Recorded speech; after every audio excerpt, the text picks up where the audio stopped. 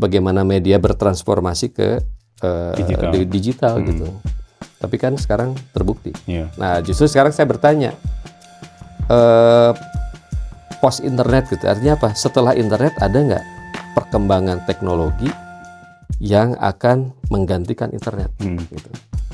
Karena dulu pun tidak terbayangkan ada teknologi yang bisa mengganti media massa. Dengan SEA Games selama 3 hari itu kita live, udah padam, terus udah beres. Kalau digabungin dari 3 hari itu, saya dapat gift tuh sekitar 3 juta dulu. Kirim ke kita, Min ada kebakaran, Min ada kasus begal, Min ada kasus perampokan atau apa gitu. Oh banyak juga ternyata responden masyarakat yang emang ngirim ke kita. Dan lebih percaya untuk di-up di media sosial dibanding melapor ke salah satu instansi dulu, kayak gitu. Sampai sekarang mungkin kayak gitu.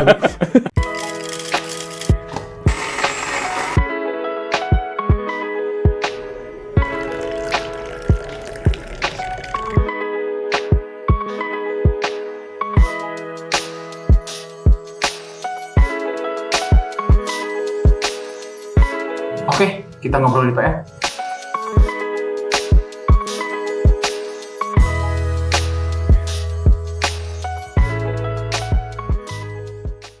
Welcome Sobat PR, hadir lagi di Ngobrol di PR. Kita akan bahas soal media sosial nih, karena tanggal 10 Juni ini nih hari media sosial yang ke-11, 2015. Nah, hari ini kita datang pakar-pakar media sosial, sebenarnya media digital. Ada Kang Feby Octavian, founder dari Info Bandung Kota. Kalau teman-teman suka mantau Info Bandung Kota, nah beliau ini foundernya. Saya ingat dulu ceritanya dari sebuah kamar kos ya kan? Nah itu nanti kita cerita bagaimana ceritanya. Dan ada Kang Hadi Purnama, beliau dosen di Fakultas Komunikasi dan Ilmu Sosial Telekomunikasi Telkom University. Terima kasih atas kehadirannya teman-teman. Kang, langsung aja ya, karena ini media sosial sekarang tuh udah menjadi... Ini boleh nyender nggak? Boleh. Kalem-kalem. Sudah menjadi sebuah kebutuhan ya, karena dan homelessnya. Kita terpicu ngebahas ini karena kemarin itu Badan Komunikasi RI itu ketika berganti oleh Jemri Pak Kodari itu tiba-tiba mention bahwa mereka sudah mau bekerja sama dengan teman-teman homeless gitu. Itu memang bikin teman-teman media mainstream resah sih, tapi sebenarnya tidak perlu resah juga, karena mungkin yang dilihat oleh Pak Kodari adalah kebutuhan penyampaian informasi, karena sekarang audiensnya adalah lebih kepada audiens digital ya, teman-teman yang di media-media sosial, teman-teman di homeless itu mungkin lebih engagement lebih kuat kepada audiensnya masing-masing. Nah, kalau Kang Hadi sendiri melihatnya itu perkembangan media sosial sekarang seperti apa? Perkembangannya memang ya mendisrupsi kehidupan kita lah ya. Karena kita tidak pernah menduga Facebook yang tadinya hanya sebagai media silaturahmi kan berubah ya menjadi media yang sangat luar biasa gitu. Sudah sangat-sangat dikapitalisasi. Bahkan Facebook juga sekarang tidak ubahnya dengan media yang kita kenal sekarang dengan legacy media kan gitu. Pengaruhnya sudah sangat mengakar gitu. Kalau misalnya kita lihat saja di Facebook itu ada berapa banyak media legacy yang masuk ke sana, dan berapa banyak juga homeless media yang juga aktif di Facebook. Di luar Facebook masih banyak lagi, masih ada Instagram, kemudian TikTok, kemudian YouTube gitu ya, dan banyak lagi lah. Tapi itu yang biasanya banyak diperbincangkan gitu. Nah, menurut saya memang sekarang kan ada perubahan dengan adanya teknologi digital, ekosistem digital kan berubah. Kalau bicara ekosistem digital itu kan bukan hanya teknologinya, tapi kan penggunanya, kemudian kontennya, datanya, sistem dan sebagainya lah gitu. Nah, berarti kan ada pengguna di sana. Pengguna yang sekarang itu kan mayoritas ada di generasi millennials dan generasi Z gitu, yang pola konsumsi informasinya sudah berubah gitu. Kita kan lihat sekarang bukan hanya media cetak, tetapi media elektronik lambat laun kan terkikis itu penggunanya. Padahal kalau bicara tentang media legacy yang seperti televisi, itu kan sebenarnya gratis ya, tidak perlu membeli atau membayar gitu, atau berlangganan gitu. Tapi karena itu tadi, setiap generasi mungkin ada perbedaan dari sisi mereka mengonsumsi informasi atau konten gitu. Dan menurut saya ke depannya akan ada perubahan-perubahan lain yang tidak mungkin terfikirkan. Kang Satria tahu kan, saya itu kan sebetulnya late baby boomers ya. Late baby boomers. Ya, artinya baby boomers yang akhir lah gitu. Itu pernah mengalami bagaimana media itu berevolusi, bukan hanya bertransformasi, berevolusi. Saya masih mengalami era radio gitu, kemudian televisi. Bahkan televisi juga, kalau saya di depan kelas itu, saya suka tanya, pernah ngalamin nggak seperti apa televisi hitam putih, yang analog gitu. Mereka bengong gitu. Saya itu mengalami televisi hitam putih bertransformasi menjadi televisi berwarna gitu. Yang masih dicetrek gitu. Bukan dicetrek, bahkan tombolnya itu yang putar, ceklek gitu. Atau bahkan yang pakai ya pakai penutup yang kayu gitu ya, yang ya kayu lah gitu. Kalau sekarang kan tipis ya. Dulu kan masih pakai tabung gitu. Kemudian juga radio gitu ya berubah gitu. Televisi juga kan sekarang mulai ditinggalkan. Istilahnya kan free air TV itu yang bisa digunakan, bisa dikonsumsi kapanpun, dimanapun, gratisan, sekarang sudah bergeser. Kalau saya tanya di kelas misalnya, berapa banyak yang masih nonton televisi, yang free air TV gitu ya, paling 1-2. Kalau surat kabar mah ya 1-2 juga lah. Radio juga sudah berkurang banyak gitu. Makanya kan ada satu stasiun radio swasta di Bandung kemarin yang tutup itu. Yang dulunya Hard Rock gitu. Terus TRL ya tutup juga. Itu juga tutup kan. Kenapa ya? Media itu kan kena hukum alam juga. Kalau misalnya tidak ada demand ya, dia tidak akan supply informasi, supply hiburan, supply pendidikan gitu. Nah sekarang kalau bicara lagi bagaimana media sosial, ya media sosial itu sepertinya transformasi dari legacy media. Jadi fungsi informasinya, fungsi edukasinya, gitu, fungsi hiburannya berpindah ke sana. Gitu. Cuman memang sekarang kan kalau saya telusuri secara akademik gitu ya, ada beberapa literatur, tapi salah satu literatur yang bisa menjelaskan perubahan itu adalah buku yang ditulis sama Dan Gilmore tahun 2004, yang We Are Media itu. Itu kan sebetulnya menunjukkan bagaimana media sekarang itu berubah kan dari konsep media massa yang one to many bisa berubah menjadi one to one atau bisa jadi many to one atau many to many gitu ya. Nah di buku itu kan si Dan Gilmore juga menggarisbawahi bangkitnya dalam tanda petik revolusi jurnalisme warga kan. Gitu. Artinya apa? Artinya yang namanya informasi itu tidak bisa eksklusif oleh media gitu ya, yang punya badan hukum, punya kantor, punya karyawan, serikat pekerja dan sebagainya lah gitu ya. Nah sekarang itu kan media itu bisa individu bahkan gitu. Beliau kan buktinya nih, saksi hidup. Ya, nanti silakan dilanjut aja ya, bagaimana dari seorang Kang Feby sendiri bisa memproduksi informasi kan, gitu ya. Kalaupun bukan berita lah gitu ya, informasi untuk publik gitu, untuk netizen. Jadi ini di luar, kalau istilah sekarang di luar Nurul gitu ya. Saya ngalamin juga. Dulu katanya, ya waktu saya kuliah, suatu ketika akan ada yang disebut dengan surat kabar digital. Nggak kebayang sama saya. Kayak gimana sudah? Kayak gimana, bahkan internet pun tidak terbayang gitu. Itu tahun 80-an. Gitu. Bahkan sampai dengan 90-an pun belum kebayang juga bagaimana media bertransformasi ke digital gitu. Tapi kan sekarang terbukti. Nah justru sekarang saya bertanya, post internet gitu, artinya apa? Setelah internet ada nggak perkembangan teknologi yang akan menggantikan internet gitu? Karena dulu pun tidak terbayangkan ada teknologi yang bisa mengganti media massa konvensional. Kalau sekarang bilangnya konvensional, kalau dulu kan tidak ya, media massa gitu. Seperti itulah kira-kira. Nah, ketika pilihan kemarin Pak Kodari untuk melibatkan homeless sendiri, menurut Kang Hadi Gimana? Kalau saya sih pertimbangannya pragmatis ya. Kalau pemerintah kan berharap informasi yang mereka buat mau diseminasi, mau disebarluaskan ke publik itu, yang penting kan bisa menjangkau banyak orang. Istilah sekarang mah reach ya. Reach-nya itu kan luas gitu ya. Nah, itu dimiliki oleh media-media non-legacy. New media kalau kita nyebutnya sekarang sih. Iya. Media baru.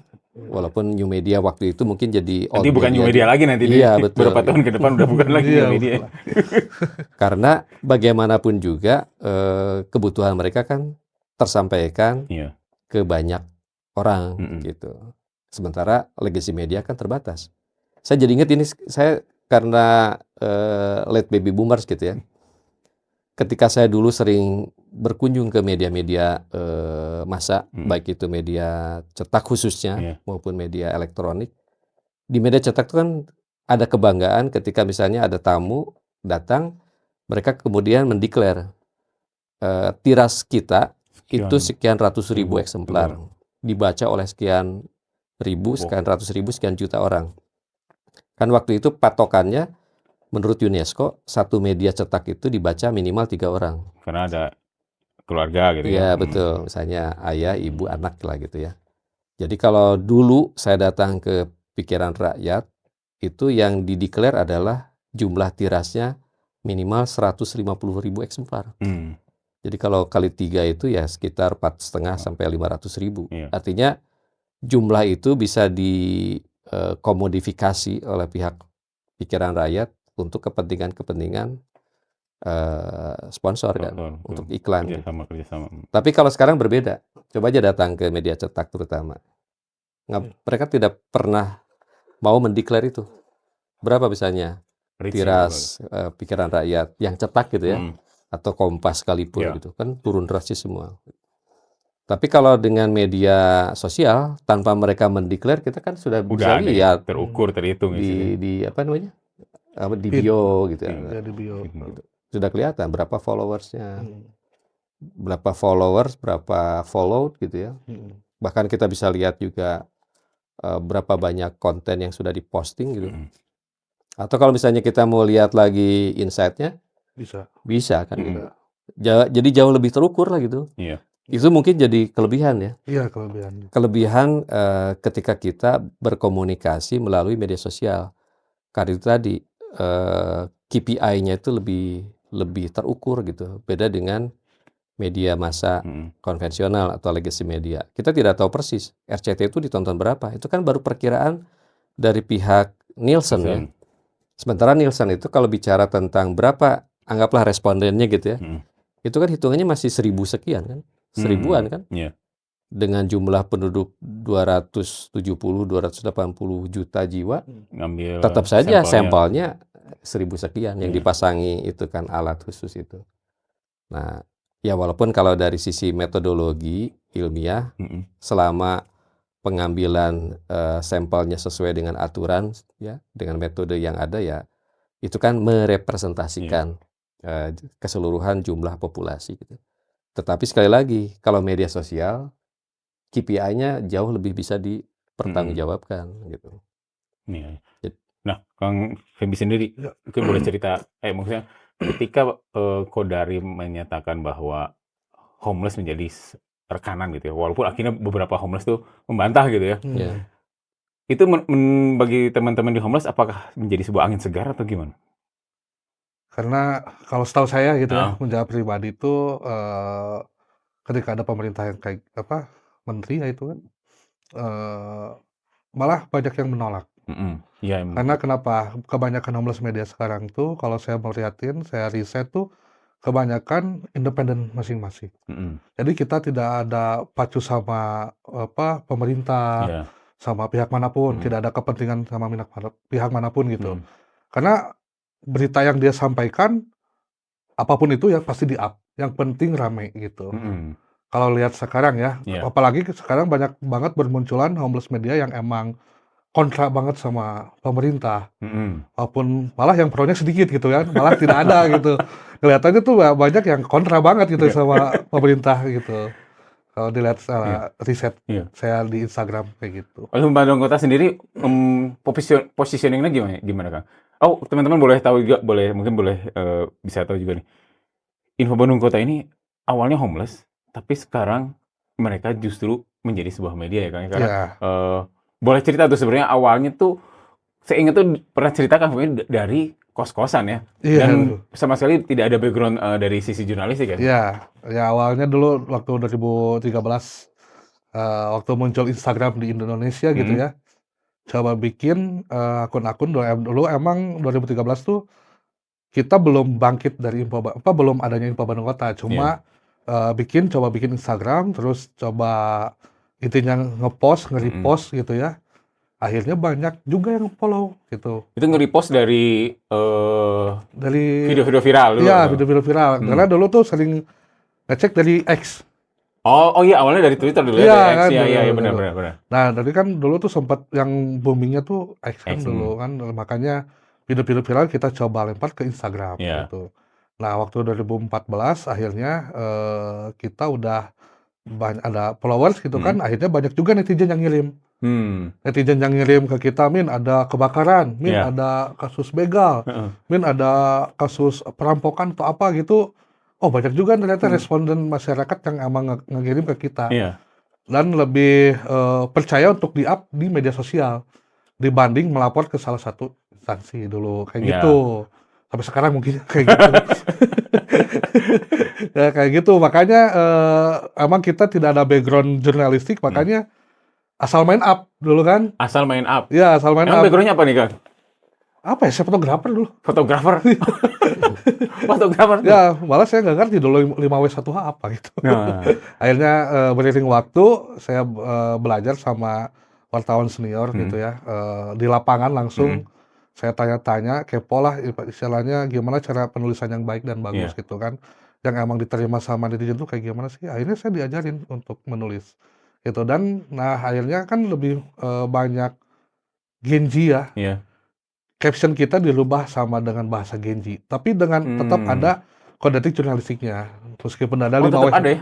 Tetap ada untuk saat ini, makanya 5W1H itu penting banget di caption maupun di artikel, apalagi gitu ya, penting banget kayak gitu. Waktu meng-up dulu kan ngambil yang viral-viral gitu ya, sempat jadi masalah nggak, backfire nggak ketika up dulu aja lah yang penting viral gitu? Ya dulu ya sempat ada banyak salah yang mungkin dulu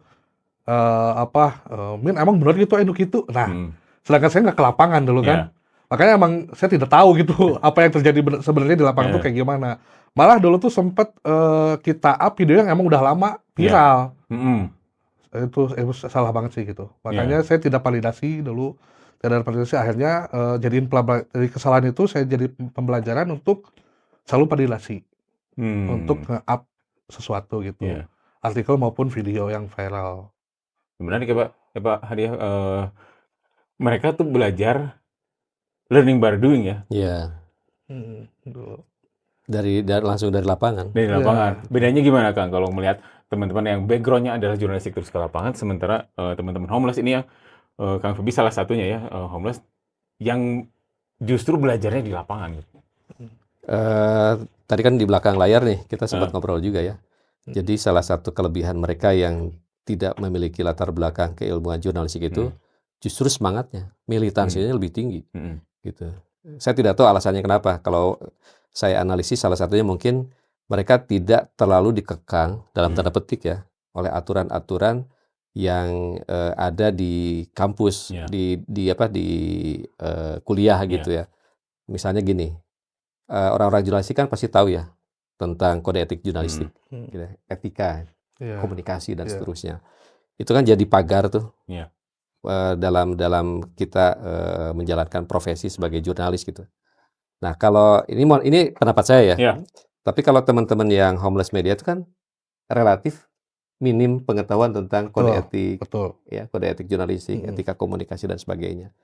Jadi mereka nyaris tanpa ada hambatan gitu untuk melakukan pekerjaan mereka dalam pencarian informasi atau sharing informasi ke pihak lain gitu.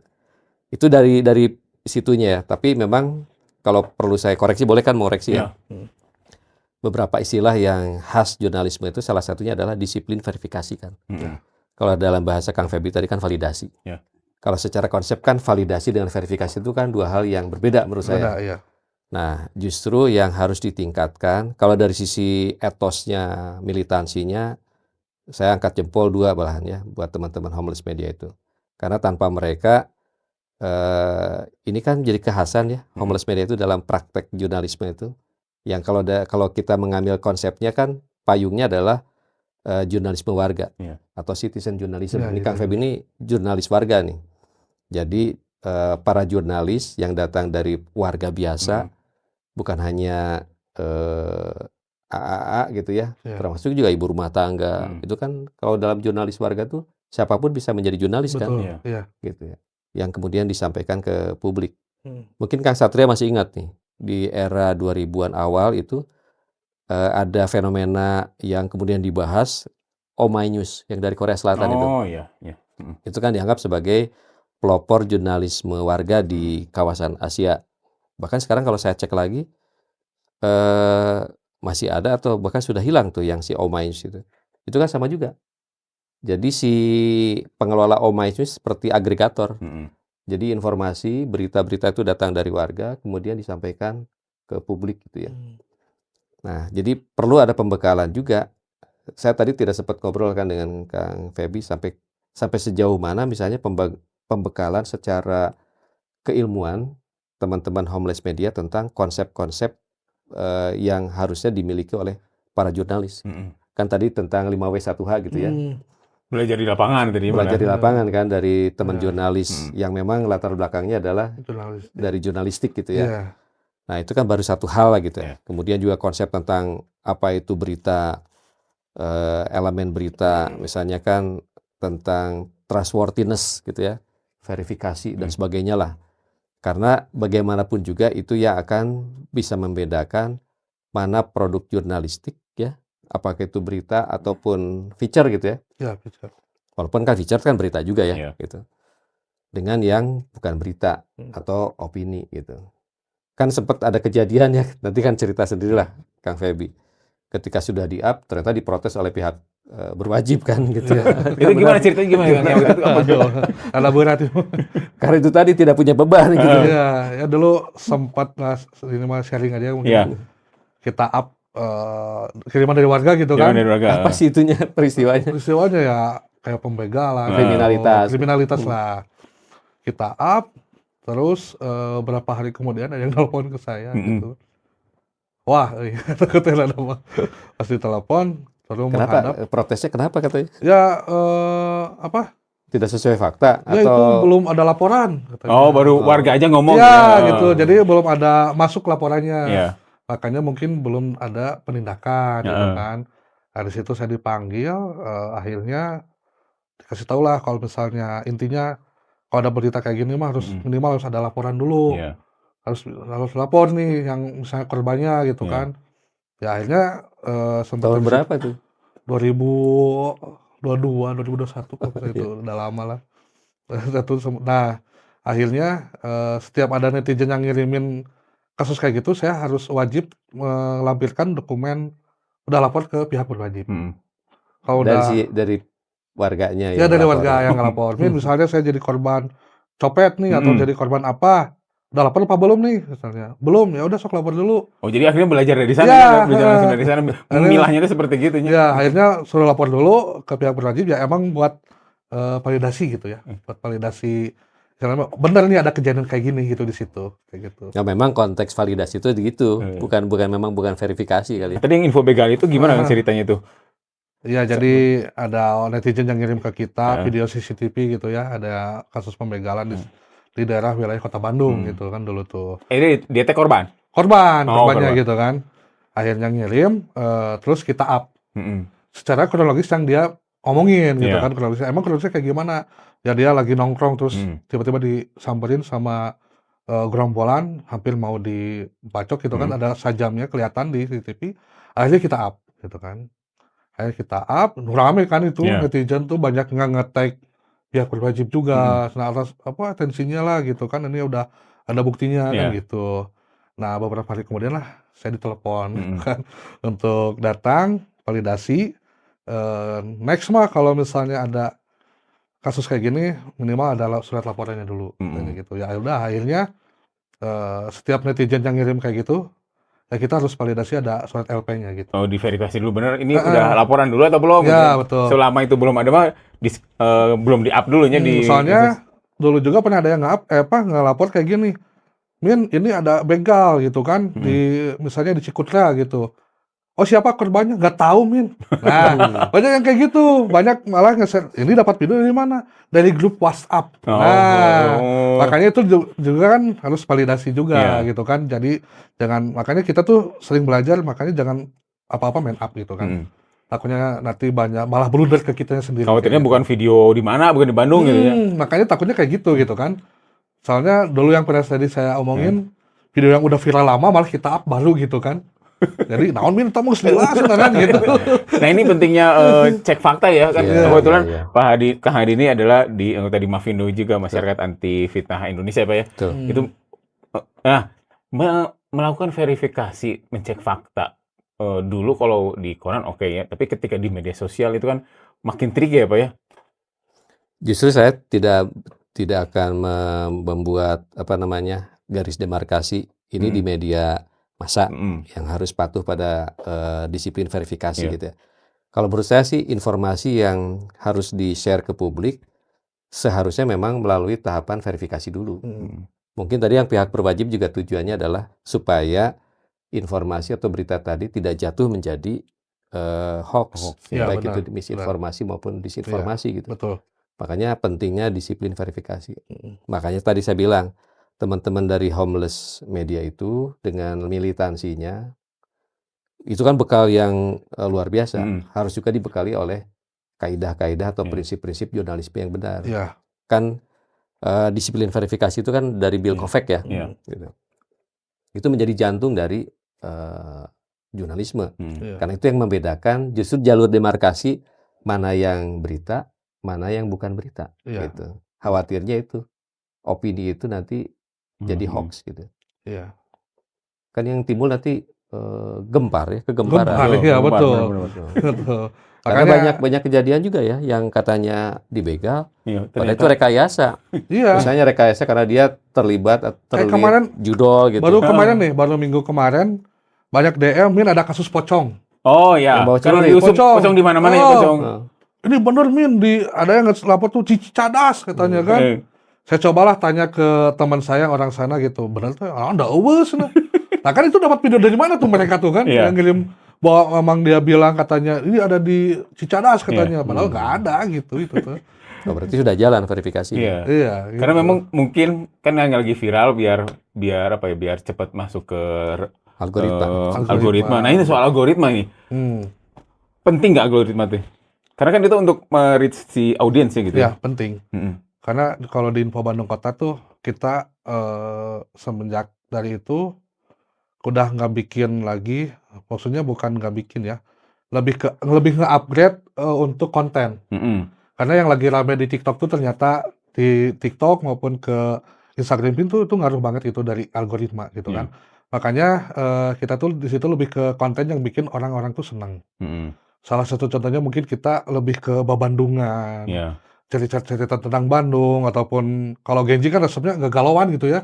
Lagu-lagu nugaul, terus quotes-quotes yang galau kayak gitu, terus bikin kalau Genji tuh suka banget kayak gitu.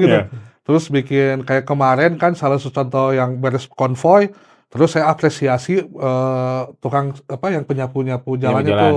Itu rame juga itu. Itu rame itu kan. Ya itu yang bikin orang-orang seneng, yang bikin orang-orang tuh orang tuh kuduna tong bikin sampah sembarangan gitu. Harusnya jaga Bandung lah gitu.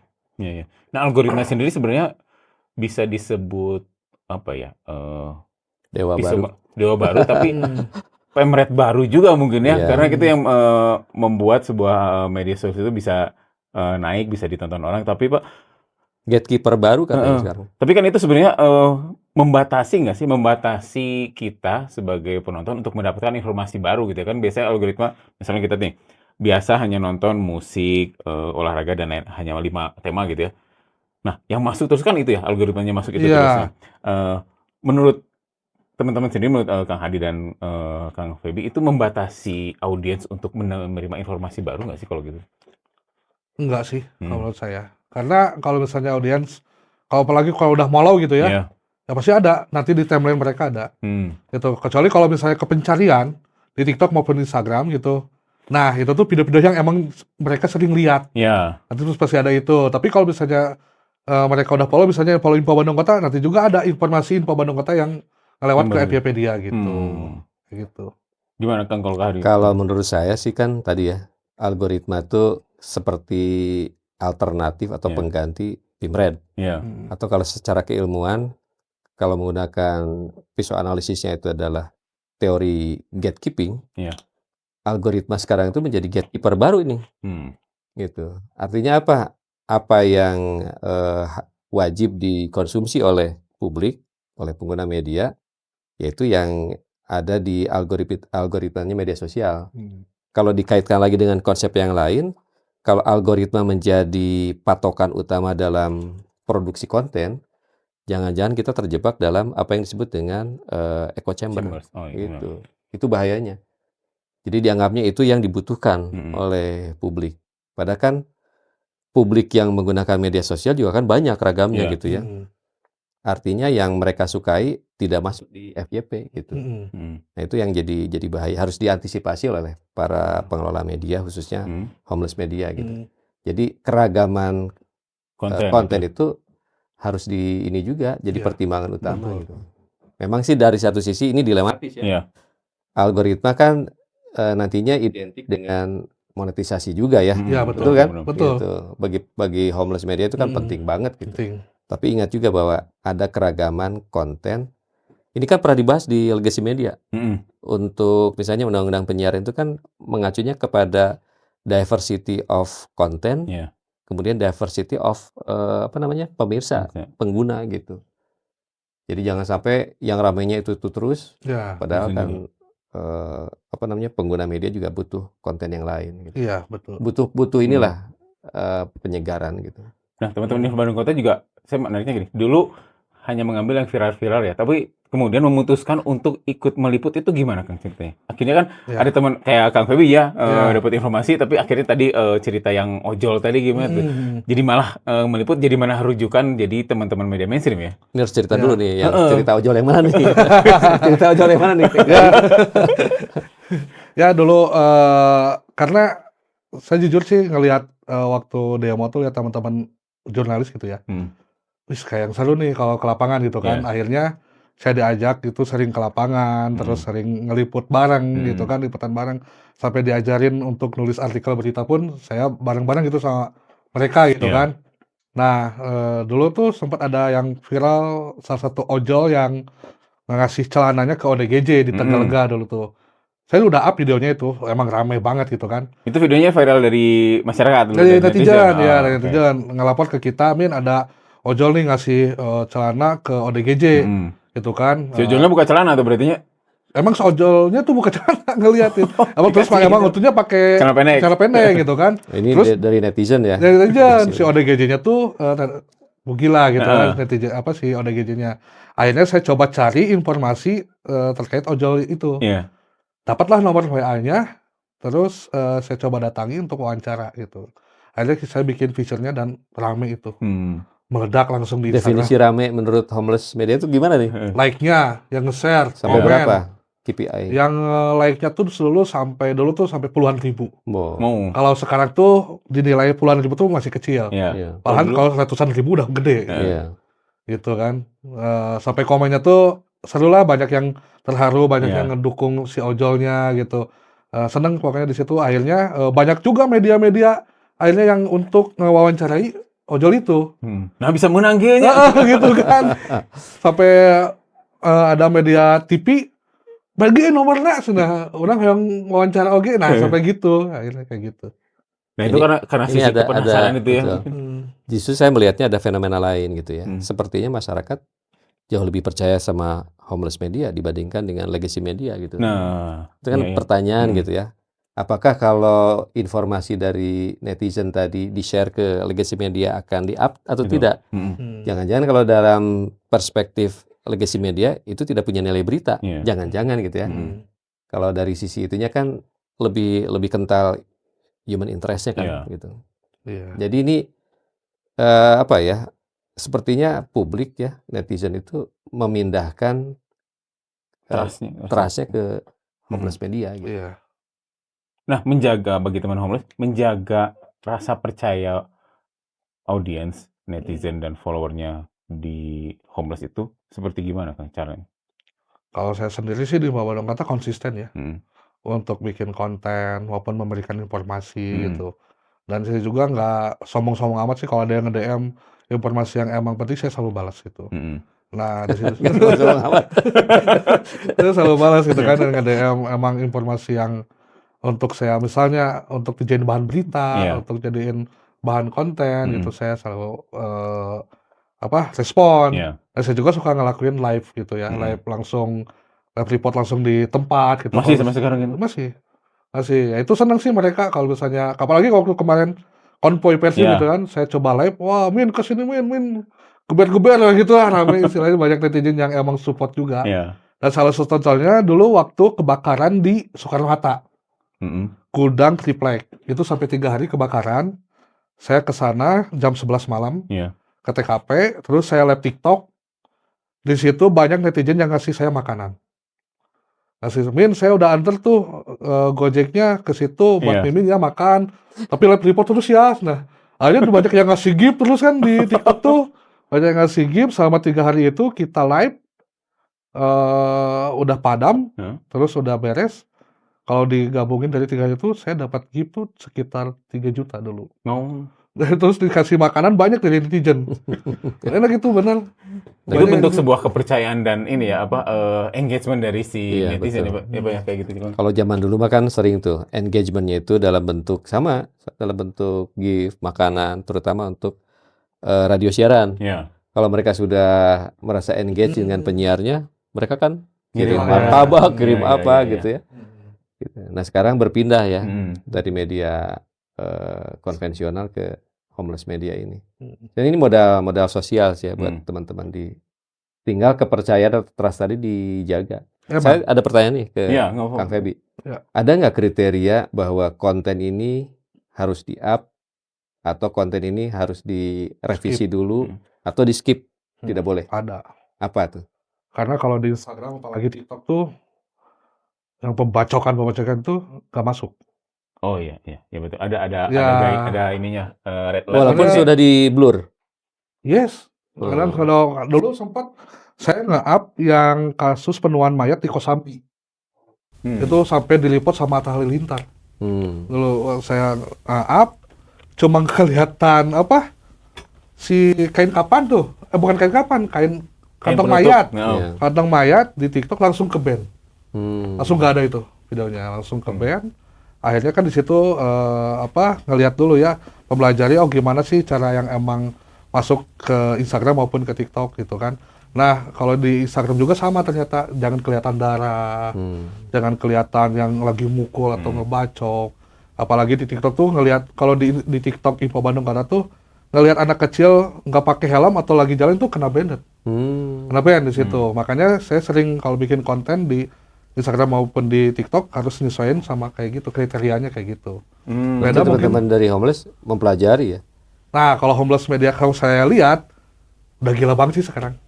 Gimana gila banget itu kamu? Wah, saya sempat ada ngelewat ke FYP saya di Instagram, video orang lagi kissing pun di pinggir rel, Iya. di up tanpa sensor, Oh. gitu.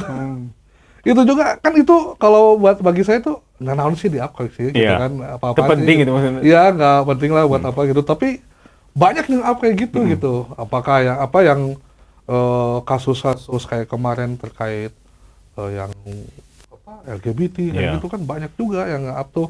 Nah, kalau saya tuh lebih ke jaga, emang ngejaga dari situ sih. Jangan takutnya sayang ke akun juga ya gitu kan. Dikotorin kayak gitu ya. Akun udah besar malah nanti kena ban atau apa gitu, sangat disayangkan gitu. Dan menjaga trust dari si Iya. follower juga karena tadi Iya.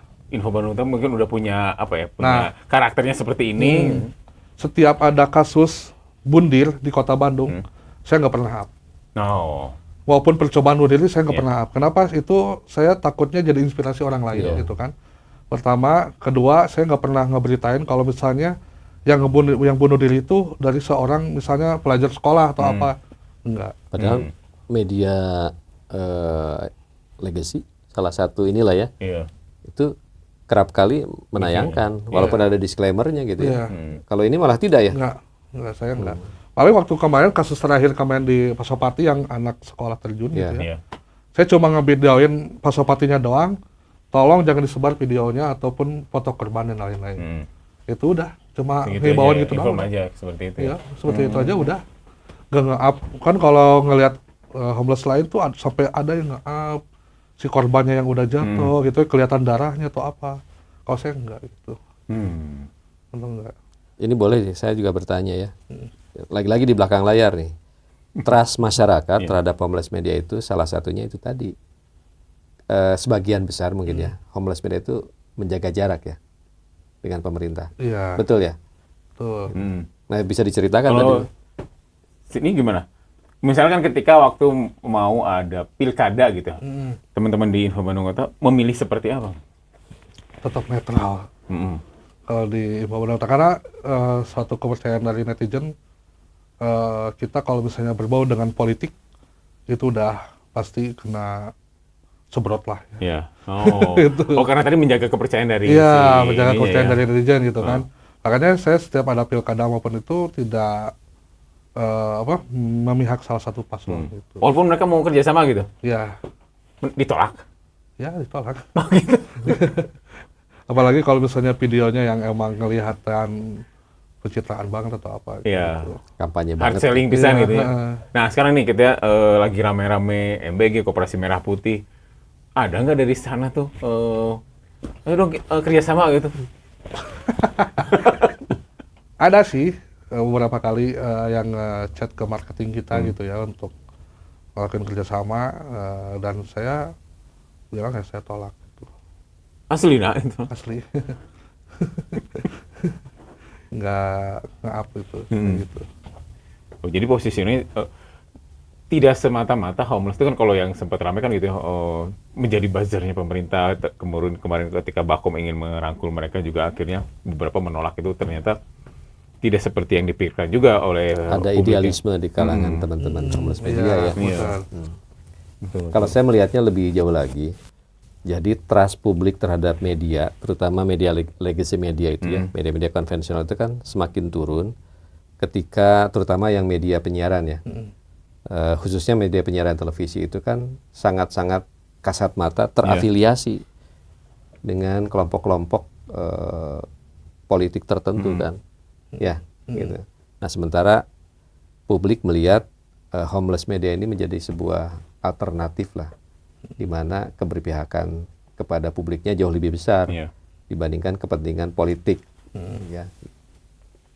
Ya mudah-mudahan seperti itu terus gitu. Iya. Nah kalau dilihat gitu ya, lebih menjaga kredibilitasnya si akun atau lebih mengejar jumlah followers ketika mencari berita-berita yang viral kalau bagi teman-teman di homeless? Kredibilitas akun. Kredibilitas akun. Iya gitu kan, karena kalau kita bikin konten yang emang sesuai dengan akun kita, dengan info Bandung Kota banget lah gitu ya, dari segi konten maupun feed berita tuh ya pasti followers nambah gitu. Gitu kan, nggak akan berkurang sih kalau gitu. Makanya setiap ada, kalau Persib main tuh pasti seneng lah, pasti ramai itu. Itu kan, makanya saya tuh kalau misalnya Persib main, rayakan barudak gitu kan, langsung gas, tetap kejaga kondisivitas gitu kan. Saya suka rame, saya juga live gitu kan di lokasi yang konvoynya gitu, yang di lokasi manapun itu saya live juga gitu untuk live report, karena banyak juga netizen tuh, Min, orang kadinya kayak kadang di dagoan gitu. Banyak yang nyapa lah, banyak yang nyapa. Oh iya, sena admina gitu kan, waktu live tuh banyak udah dikenal berarti nya. Ada beberapa sih dulu kan. Ya waktu kemarin tuh lagi di Dago saya live gitu kan. Oh iya, admina sena sampai gitu si bobotoh tuh itu kemarin tuh kayak sampai kayak gitu. Yang menarik kayak Hari, ketika teman-teman di homeless ternyata gitu tidak dalam penjelasan bahwa mereka lebih menjaga kredibilitas si akunnya ya daripada oke, kita mau ngejar follower untuk konten-konten yang lebih viral. Dari Mavindo sendiri ketika melihat itu gimana, Bang? Atau dari Kalau sisi kalau dari gitu? sisi Mavindo sebagai organisasi yang concern dengan pengecekan fakta, ya tetap saja. Kalau kita mah tidak melihat homeless media atau legacy media, selama mereka melakukan verifikasi itu udah bagus gitu ya. Supaya tidak akhirnya masuk ke disinformasi gitu. Ya, kayak salah satu contohnya kemarin waktu begal di Astana Anyar. Iya. Saya yang pertama nge-up itu. Karena saya kenal sama RW yang setempatnya gitu kan. Ada yang ngirimin, teman saya kurir di begal gitu kan. Ngelihat tuh tempatnya emang kayak dulu pernah ada kasus di situ. Tapi bukan begal, tapi yang buang sampah sembarangan.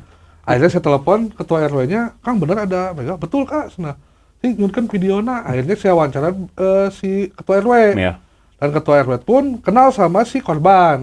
Akhirnya saya minta nomor korban dan saya datang ke polsek langsung. Sebelum ke polsek itu kan banyak yang ngirim ke saya, tapi gue geus beunang begalna.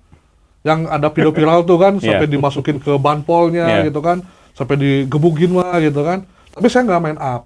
Saya validasi dulu, datang ke polsek. Kata, bener apa enggak nih gitu kan. Pas dilihat, oh benar, baru saya up gitu. Jadi nggak semata-mata saya dapat kiriman itu langsung up. Jadi ada prosedur verifikasi. Iya. Nah kan sekarang Info Bandung Kota itu memiliki kantor dan memiliki .com-nya gitu ya. Iya. Itu 2002 Awalnya 2020 dulu awal waktu Covid dulu. Nah, memilih menjadi full media gitu ya, bukan sebagai homeless. Kenapa kan? Padahal mungkin melihat sebagai homeless itu udah cukup gitu, kita nggak usah bikin .com dan lain-lain. Ya lebih efisien. Lebih memilih itu gimana? Ketika teman-teman media mainstream itu justru sudah stuck sama .com, mencoba menjadi sebuah bikin aktivasi di media sosial, tapi ini teman-teman di homeless justru mengambil posisi ke .com-nya. Ya sebenarnya pengen diakui, ya bikin lebih dikenal mungkin ya. Lebih dikenal, dan kantor pun kita tuh buat kumpul. Buat kumpul anak-anak kalau misalnya sejenak istirahat ataupun sharing tentang terkait konten maupun meeting pun gitu kan, kita ngumpul di situ. Jadi nggak selalu, kalau dulu sih sama zamannya homeless tuh kita dikit-dikit sambil ngopi gitu kan. Jadi itu sambil makan atau apa kan, kalau kita udah punya tempat, kita udah kumpul yuk di sini kita ngobrol gitu, kayak gitu sih. Terus ditambah ya pingin berkembang lagi lah ke depannya gitu kan, untuk memberikan contoh ke homeless media lainnya gitu, bahwa kalian tuh bisa nih seperti kayak gini gitu. Jadi nggak semata-mata homeless media tuh jurnal, iya mah media tanpa jurnalis itu apa gitu kan. Harusnya belajar dari Info Bandung Kota yang bisa menjadi jurnalis lapangan kayak gitu. Malah berbagai dari homeless, jadi sekarang malah sering ke lapangan, bikin konten original ya gitu. Makanya saya tuh sering ngasih tahu teman-teman saya yang di homeless tuh, ayolah ke lapangan gitu, biar kalian tuh tahu. Kerjaan jurnalis tuh kayak gini nih. Makanya kalian tuh jangan semata-mata jeplak lansir dari ini gitu kan. Ambil, edit, kirim gitu. Makanya biar ngerasain jadi jurnalis tuh kayak gimana gitu kan, ke lapangan tuh, apalagi kalau ada kebakaran tuh kayak gimana sih SOP-nya tuh kan, wawancara si Danrunya ataupun wawancara Kadisnya tuh kayak gimana kayak gitu. Saya ajakin kayak gitu. Perkembangannya sangat menarik Kang ya. Ayo Kang, mungkin sebagai penutup, bagaimana media sosial ke depan dan homeless ini di pandangan publik seperti apa? Ya, ini perkembangan menarik ya, dari homeless justru menjadi punya rumah sekarang ya. Gitu. Nah, mungkin karena tadi trust saja tidak cukup, tapi juga butuh kredibilitas gitu ya dalam pandangan teman-teman homeless. Walaupun pandangan Kang Feby belum tentu sama dengan para pengelola homeless media yang lain gitu ya. Gitu ya. Nah, kalau menurut saya sih tidak masalah apakah dia nanti punya rumah, tempat berkumpul, ya, kemudian juga berproduksi dan sebagainya, atau mereka yang tetap mempertahankan ciri khasnya sebagai homeless media, gitu ya, yang tidak punya rumah untuk berkumpul. Yang pasti bahwa kalau itu sudah masuk ke wilayah produksi berita, kalau menurut saya prinsip-prinsip dan kaidah-kaidah jurnalismenya tetap harus dipegang kuat gitu. Kenapa? Karena prinsip dan kaidah jurnalisme, terutama yang disampaikan oleh Bill Kovac itu ya, salah satunya kan jantungnya ada di disiplin verifikasi, check and recheck lah gitu ya. Iya, betul. Itu yang akan membuat produk atau konten kita itu kemudian dipercaya oleh warga, oleh masyarakat. Ya, bukan sebagai konten hoax ya, disinformasi. Itu saja sih dari saya. Kang Feby, mungkin ada yang bisa disampaikan ke Sobat PR? Ya mungkin Sobat PR mungkin semuanya ya, yang memiliki Homeless Media gitu ya, yalah belajar tentang jurnalistik gitu. Itu sangat menarik lah gitu ya. Karena biar netizen kita, followers kita pun semakin percaya kepada media kita. Biar tidak semena-mena kita tuh ngeberitain oh ini videonya hoax atau apa, tapi kita harus validasi dan klarifikasi. Itu sangat penting sih. Dan mungkin buat teman-teman semua, kalian bisa kok gitu untuk berkembang dan lebih maju tanpa harus intinya mah edankeun lah. Tanpa harus bikin konten-konten yang bermasalah gitu ya. Iya, tanpa bikin konten-konten yang diomongin gitu. Diomongin, bener. Diomongin. Karena emang jujur konten-konten diomongin pasti rame gitu kan. Tapi nu amak-amakan rame gitu. Amak-amakan pasti rame, apalagi nu gegelutan wah rame eta mah. Nu diomongin pasti ramean gitu. Tapi lebih rame lagi kalau kita belajar jurnalistik gitu. Tapi jangan lepas dari karakteristik dari Homeless Media itu. Satunya adalah spontanitas. Orang lebih punya kedekatan dengan publik, dengan halayak gitu. Dan yang penting juga saring dulu baru sharing gitu ya. Saring dulu sharing.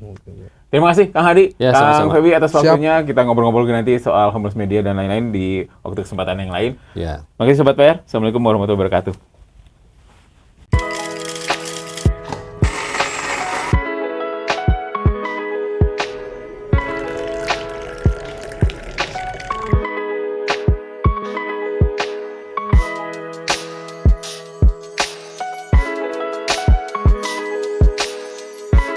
Oke, kita ngobrol di PR.